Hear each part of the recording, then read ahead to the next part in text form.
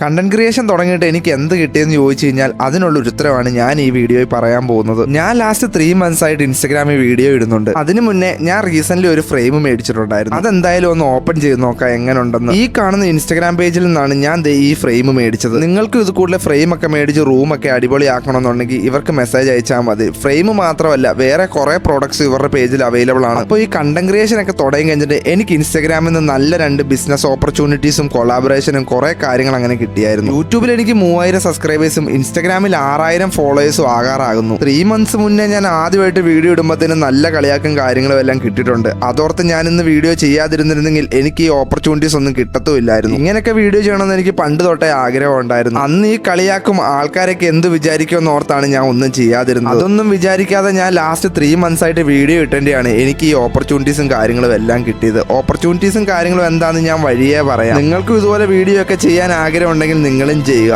അപ്പോൾ ശരി, അടുത്ത വീഡിയോയിൽ കാണാം. ബൈ.